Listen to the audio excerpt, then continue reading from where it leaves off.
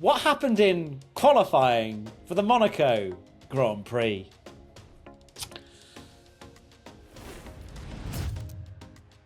It's time to bask in the glory because the Monaco curse hasn't hit yet, and therefore we can live in delusion land that it is in fact Charles Leclerc's weekend. But Q1 out.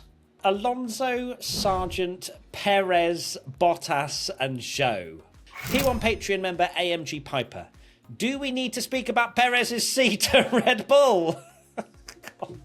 How many times have I read this question out in the last couple of years? He started the season well and now he's fallen off a cliff. It was not a very good qualifying for Sergio Perez. What I will once again say, and come to his defence a tiny bit, is it was 0.3 off Max Verstappen. Max Verstappen was 6th.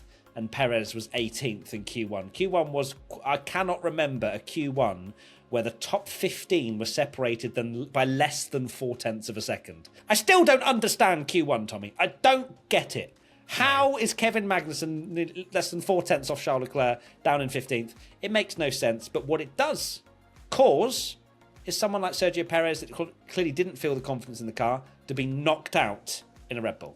It will be fascinating now to just see how Perez picks himself up, because he can do it, and I think if it is just a blip, he'll be absolutely fine. If it nosedives to be exactly what he did, because of course it was Monaco the trigger last year as well, where he had that absolutely appalling race, appalling qualifying, crashing quali, fighting at the back with Lance Stroll, crashing every single corner and just being really slow. And then he went on that massive run where he was just, out a lot of the time in Q2 and stuff. So it's how he picks up from that. It is too early to say at the moment whether we won't be saying that, obviously, if we're still getting this question in about 6 races time. Other drivers to speak about, of course, Alonso. He's had an amazing run of form, but I am getting slightly concerned that 1, Aston Martin are coming backwards. 2, Fernando perhaps pushing, and Alex Jakes said this in the Imola podcast, where he's pushing the car to a limit and beyond to try and get the performance out of it. But the problem is, it doesn't seem to be actually paying him any dividends whatsoever here. And he's had 4 in total qualifying stinkers, being out-qualified by Stroll every single time. They're a really weird team at the moment. They were challenging for the victory last year, and now he's going out in Q1. And it does seem like every time Aston Martin bring upgrades, they have a spell of a few races where they're just absolutely woeful. And that is the case, because Lance has ended up 14th as well. So, I'm not trying to defend Alonso here because it is another bad run.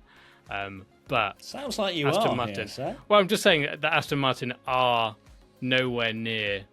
They're nowhere near in that Ferrari, McLaren, Red Bull, even Mercedes now. They've fallen off from that Formula A, it seems. And yeah, Alonso needs to turn his form around very quick. And surprised it's come here as well, a track that he's really good at. And then the 2 Kick Saubers, blooming hell. They are awful. They are so bad. They were bad in Imola, and they've also been very bad here. Nowhere near the pace. Bottas a 12.5. Zhou Guanyu again starting last on a 13.0 in the end. Of course, I'm sure he was held up and all that sort of stuff, and he's not that far off. But still, Zhou to start at the back again ain't going to help his CV anyway. Let's go to Q2 then. And out was Ocon, Hulk, Ricciardo, Stroll, and Magnussen. First question comes in from P1 Patreon member Captain Obs. Are Alpine somewhat back? Or is this just the Monaco chaos? I think that the things that they're lacking, they've struggled with the weight of their car and things like that. Around Monaco, perhaps they don't feel the pain as much, especially in a straight line. Monaco's very much not around the straight line speeds, as you'll probably be aware with how the track characteristics are. And of course, Gasly and Ocon are 2 great drivers. So they, at the minute that they can see that there's an opportunity to put it somewhere near the midfield pack, they have. Gasly 10th, Ocon 11th. And it's a great effort from them. They can challenge to potentially score a point or 2 tomorrow. But yeah, I think Alpine, they are not hurting as much around here, I think, rather than being back. It's actually crazy that they're they're starting alongside each other, because I think Ocon was really disappointed to miss out into Q3, and like you say, Gasly was up in 5th, and it was like, oh my god, Alpine could get a sensational result, but they do start together on the grid, so yeah, they need to get points. Other drivers to talk about: Hulk out qualifying Magnussen again, Danny Rick getting beaten by Yuki Tsunoda quite comprehensively, it has to be said, by around 0.3 of a second in Q2. But that kind of was a similar sort of gap in Imola as well between Tsunoda and Ricciardo. It was around 0.3, but unfortunately Ricciardo, that's a few more spots behind this time out. Let's go to the big one then. Q3. Charles Leclerc around the final corner, please! Please improve! Come on! Come on! Yes! Come on, 10-2! Come on, you beauty! I've never doubted in you! Charles, please! What's Max? He's yellow. Down. He's yellow. Has he? Is he? He's done it. Yes! And let's start with a question that I think is the most level-headed, most important, actually, of the entire podcast, from Rainer0_0V. Again, is Charles going to win, or is Charles going to win? Yes. Next question. Can we go for a bit of banter aside? Can we go for a bit of the honesty of how when Charles put it P6 or whatever at the start, your confidence level, if you joined us on Twitch, dropped massively, and it was a little bit confusing, because I was fully convinced it would be like Charles fastest in Q1, fastest in Q2, and looking like the only thing that could go wrong would be something for himself, which in the end it was, because he was dominant, but he didn't really show that, did he, in Q1 and Q2? It looked a lot closer than we thought. Yes, I was coming out of practice, the most confident man alive, thinking it was wrapped up, done, signed, sealed, delivered. Thank you very much, Charles Leclerc, pole position for the Monaco Grand Prix. And then Q1 happened, and I was like, have we lost all pace? But Q3 just delivered, didn't he? He just absolutely sent it in a 1 minute 10.270. Took pole by just over a tenth and a half, so dominated proceedings, if I'm being completely honest with you. I'm kidding. There was no domination involved. What I will say is it's actually a pretty big gap compared to what the rest of the session was, because he was 0.09 off fastest in Q2, and that put him 4th. That's how close it was there. But yeah, his Q3 lap was something special again. Like we've seen it so many times with Charles at Monaco, and he just delivered when it mattered. It was very, very good. The final sector as well, really good. What a beautiful man. Also, I will say his teammate Carlos Sainz did a very good job to get up to 3rd, because I think he has been struggling all weekend. He's not really looked comfortable with the car. He's been probably much further back than a quarter of a second. I thought he was going to be way down when he backed off right near the end, because he hadn't got a great lap in at that point, and people were improving, and he was getting tumbled down the order, and I was thinking that he was going to be 8th, so he'll take 3rd, and I think, well, Charles will want a rear gunner hopefully as well. Like he needs to be up there for him. Question from Cody Garmeister. Realistically, what will Matt do if Oscar dive bombs turn 1 for the lead? I'm not kidding when I tell you I will find where Oscar Piastri lives, and I will ensure that he is removed from the Leclerc family tree. Thing is as well, I know for a fact Oscar Piastri, if he gets half a sniff up the inside, that bloke is going for it. He is probably the most aggressive, and this is with Kevin Magnussen in the field, one of the most aggressive, at least early stage runners. Every single race you see him, he goes, tyre wear what? I don't care about that. Oh, I'm on 50% wear. Who cares? I'm going for it.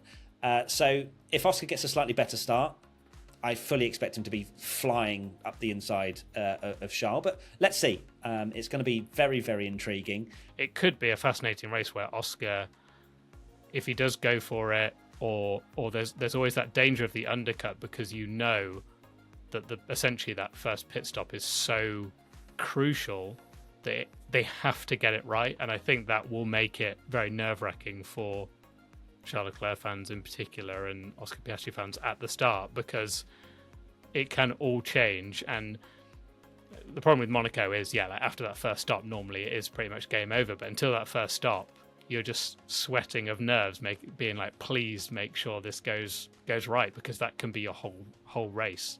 I think what we will see with Monaco is a lot of the time they stay out for so long because of the fact there's no point in pitting, because the minute you pit, you're stuck in a train of other cars that haven't pit. So I think it will be a long old first stint with Leclerc managing the pace quite massively, and it could mean that the pack's very close, but whether we'll see overtakes is another matter. Next question, P1 Patreon member Sir Brienne. With Max not in clear air this weekend, might we see a return of the Max of old, trying to barge through where there is no gap? Yes, it is interesting. These last few weekends and just observing Max Verstappen when he's not had it going fully his way, and we're all saying he's grown. He is the most level-headed, chilled bloke ever now that he's winning every week. But when he's even in practice, you see these moments where the bloke's flying his hands up in the air. In Imola, he was swerving over to Hamilton. Even in Monaco, we had practice yesterday, and he's again like properly emotive. And you do I don't wonder. I know for a fact that fiery side will always remain in Max Verstappen's body no matter what. How much he can control it nowadays, we will see. But no, on the same side as that, there is a level of common sense that comes with Max Verstappen. He's a world champion. He knows that just picking up points in a weekend like this is very important. I can see it already. It happened with Hamilton a lot, where when he won the Monaco Grand Prix, it's the best race, it's the jewel in the crown. And then when you're stuck behind someone for 60 laps, you go, this race is terrible, something needs to change, we need to spice it up for the fans and stuff. And I can see that exactly happening with Max Verstappen. Or he loses his front wing alongside George Russell at turn 1, because those two have always... If anyone's sort of not willing to let Max barge them out the way, it is George Russell. They've had a bit of history in the past. Baku is a great example. Very similar moment where they kind of fell out there. Vegas, they had a bit of contact, so that could be a bit spicy. Question from Joe Doy Le Dragon 1. Have we just watched the best part of the weekend, or will the race actually be interesting to watch? We are going to have to keep an eye on strategies. I don't think there's going to be rain by the looks of things. It looks like it's going to be clear, but you never know with those wonderful hills and what they hide with the weather. But what I will say is that at least the grid is interesting to kind of monitor. Of course, Max Verstappen, how far can he get through the field? Oscar Piastri, is he going to be silly, as Tommy was saying, and is he going to go for it? Carlos Sainz, he's in a great position in third. What's he going to do around there when he's trying to secure his future in Formula One? So plenty of things to look out for. Yuki Tsunoda up in 8th. Great opportunity to score points. Alex Albon, I fully expect an Albon train potentially. But again, there's lots of unanswered questions. And then, of course, can Sergio Perez finish ahead of Logan Sargent? Is going to be the biggest talking point of them all. I'm not going to sit here and pretend that Monaco is a great race, because it's not. But Monaco is just so unusual that we've got a mixed up grid in a sense, and there is so much intrigue from the race, even if it is just line astern until those first pit stops, and how it pans out. And it very likely will be, because you have Leclerc with this Monaco curse looming over him, that even if he's leading right to the end, there'll be nerves for all his fans. Piastri's got absolutely nothing to lose. He's probably like, well, I'm not going to win the championship. I want to win the Monaco Grand Prix. YOLO, why not? So, yeah, there's a lot of intrigue up and down the grid. So, yeah, still looking forward to it a lot. And surprisingly, to everyone that might be thinking otherwise, this podcast is not sponsored by Monte Carlo, which is crazy to think how we've just sold that. But of course, the big storyline, as Tommy suggested, was, can Charles Leclerc win his home Grand Prix? Can he even get on the podium, because he's never been on it? So we'll leave that thought with that. That's spiked my nerves, so that's great. We will leave it there. We will be live on Twitch somehow. We're going to be at a watch party in Birmingham with MoneyGram. I don't know if there's still tickets available. We did put it on social media where you can actually watch the race with us if you want and you're around the Birmingham area. But what we will try and do is be live in some fashion. So look forward to that, as well as, of course, all of our content as usual.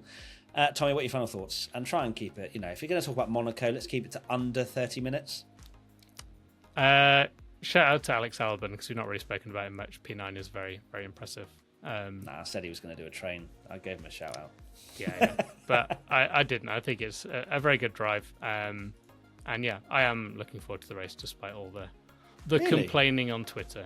And also the Indy 500 as well. So. Of course, yeah. And also shout out to Charles Leclerc getting pole, because I don't think that's really been spoken about.